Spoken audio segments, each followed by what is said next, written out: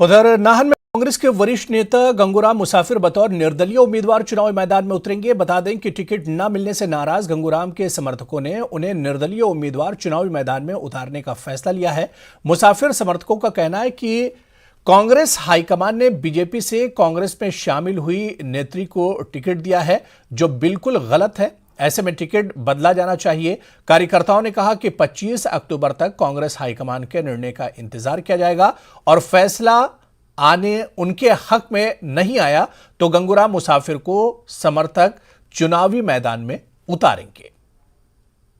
और अपना जब से चुनाव की घोषणा हुई थी उसके बाद हम सारे लोग बार बार मीटिंगें कर रहे थे और टिकट के लिए हम लोगों ने भारी प्रयास किया। हमारे सभी समर्थक साथ थे। शिमला और दिल्ली तक हम गए।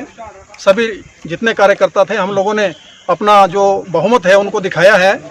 उसके बावजूद भी हमारे शीर्ष नेतृत्व ने पछाड़ कांग्रेस के प्रस्ताव को स्वीकार नहीं किया और टिकट भारतीय जनता पार्टी से आई हुई निकाली हुई एक नेत्री को दे दिया, जिनका अपना एक भी आज तक कांग्रेस पार्टी को नहीं पड़ा।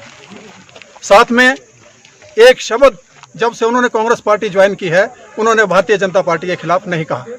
ऐसे व्यक्ति को उन्होंने टिकट दिया है और हम पछाड़ कांग्रेस इस बात से दुखी होकर के हम 3-3, 4-4 पुश्तों से कांग्रेस पार्टी के लिए काम कर रहे हैं, लेकिन जब हमारी सुनाई नहीं हुई तो हम सब ने आज निर्णय लिया है, हम सामूहिक रूप से अपने पद से और अपनी सदस्यता से रिजाइन करते हैं कांग्रेस पार्टी से।